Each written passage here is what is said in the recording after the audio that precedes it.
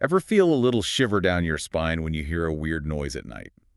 Or maybe hesitate before you step on a crack in the sidewalk, just in case. We've all been there. Today, we're taking a deep dive into the world of witchcraft. And I bet you're thinking bubbling cauldrons and pointy hats. Right. We'll try to get to some of that.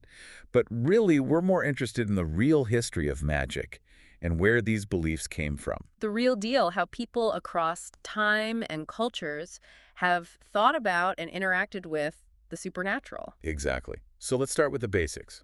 What exactly is witchcraft? At its core, witchcraft is about the belief that someone can use supernatural forces to influence the world around them. Okay, so like casting spells and making potions. Exactly. But it's not always as straightforward as that. A lot of times when we're talking about witchcraft, especially historically, we're talking about maleficent, basically, using magic to cause harm. So more like curses and hexes than love potions. Exactly. See, for a lot of human history, people didn't have the scientific knowledge to explain things like disease, natural disasters, or even just bad luck. Right. So witchcraft, this idea that someone could be using magic to cause these misfortunes, it gave people an explanation, a way to make sense of the chaos of life.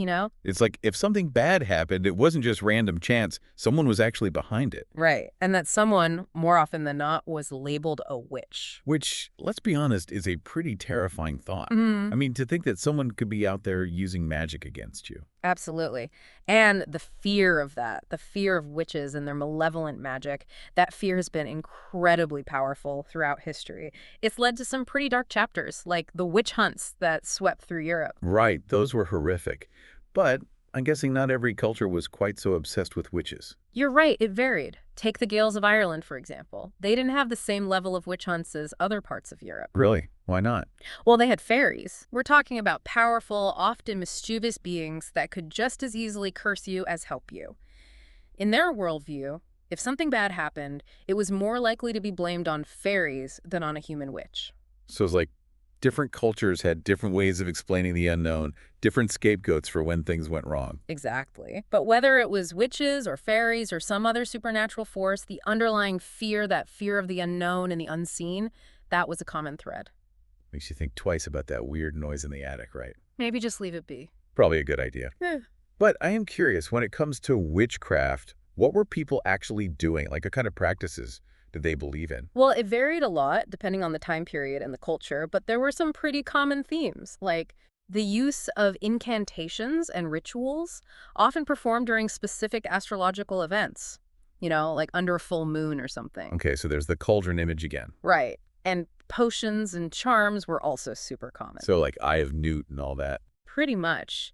But one of the creepiest beliefs, and this one pops up all over the world, is the idea that witches could use a person's personal belongings in their magic. Like hair or fingernails. Yeah, or even a piece of clothing. Anything that was once part of you could be used to work magic on you. That's creepy. It's like a violation, like they're taking a part of you and using it against you. Exactly. And that's exactly how people felt. I could see why they were scared. So it was all bad news, all curses and hexes. Yeah. What about good magic? Was there any of that going around? Oh, absolutely. In fact, in most cultures that believed in harmful magic, there was an equally strong belief in magic that could heal, protect, even bring good luck. And the people who practiced this kind of magic, they were often called cunning folk. Cunning folk. Now that's an interesting name. It is, isn't it? And it speaks to the kind of dual nature of magic, this idea that it could be used for both good and evil. So who were these cunning folk? Were they like the village healers, but with a little extra something? That's a great way to put it.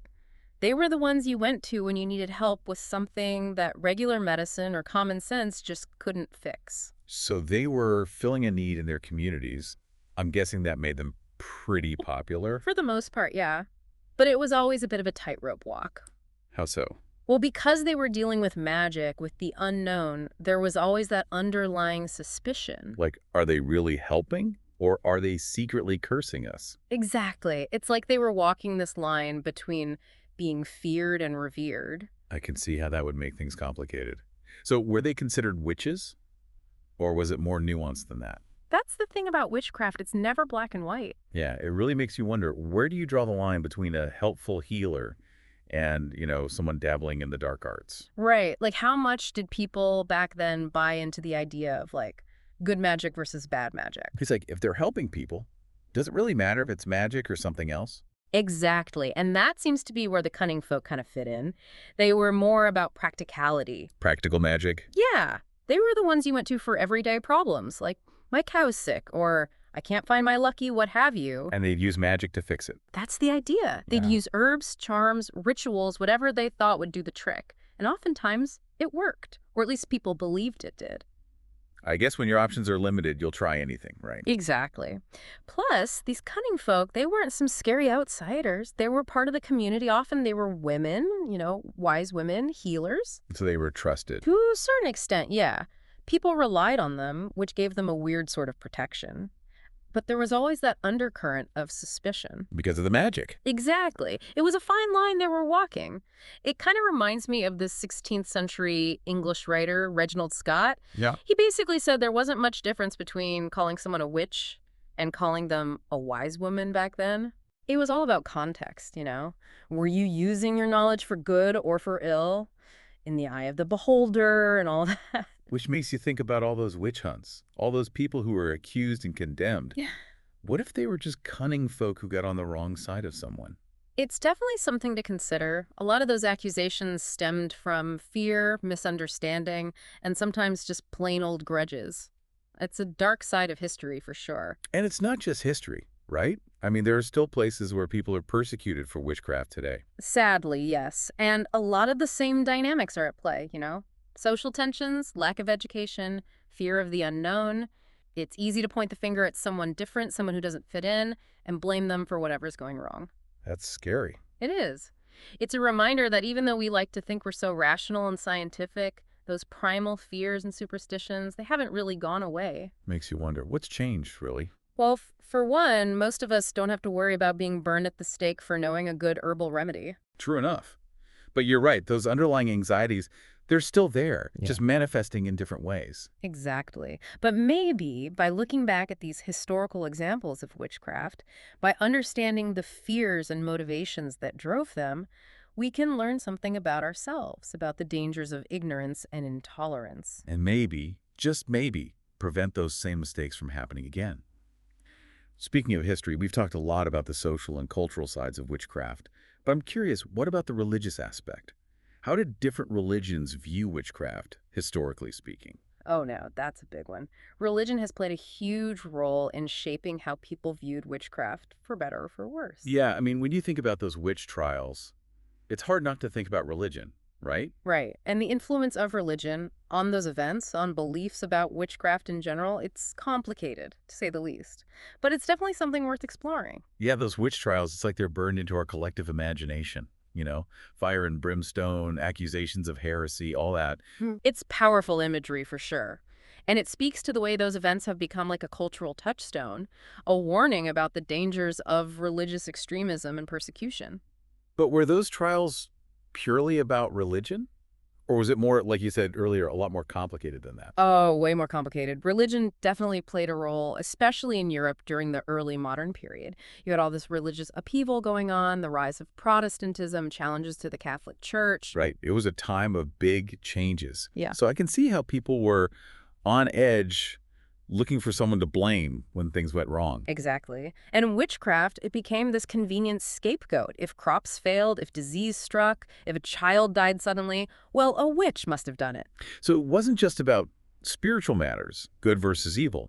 There were these real-world anxieties feeding into it all. Absolutely. You had economic instability, political tensions, fear of the unknown, all simmering beneath the surface. And in that kind of environment, accusations of witchcraft could spiral out of control pretty quickly. Like a pressure cooker, ready to explode. And unfortunately, it was often the most vulnerable members of society who got caught in the crossfire. Women, the poor, the elderly, anyone who didn't quite fit in, they were easy targets. It's a reminder that fear and ignorance, they can be powerful motivators. And dangerous ones, too. And sadly, as we've seen, those impulses haven't disappeared entirely. You're right. Even today, people are still being accused of witchcraft, persecuted, even killed. It's a tragic reality. But maybe by understanding the historical context, by looking back at those past witch hunts and trying to understand the forces that drove them, we can start to address the root causes of these kinds of persecutions. So it's not just about dusty old history. It's about understanding ourselves, our own capacity for fear and violence. Precisely. And it's a reminder that we always have to be vigilant, always questioning our assumptions, challenging prejudice and intolerance wherever we see it. Because in the end, those old fears, they might manifest in different ways, but they're still there, lurking just beneath the surface. Always. It's like that saying, those who cannot remember the past are condemned to repeat it. And in the case of witchcraft, that's a past we definitely don't want to repeat. Agreed. It's been a fascinating deep dive, wouldn't you say? Absolutely. A little spooky, but eye-opening for sure. And hopefully it's given our listeners something to think about, maybe even sparked a little curiosity about the world around them. That's what we're here for, to ask questions, explore the unknown, and hopefully learn a little something along the way. So until next time, keep those minds curious and those imaginations open. But maybe keep a nightlight on, just in case. You never know.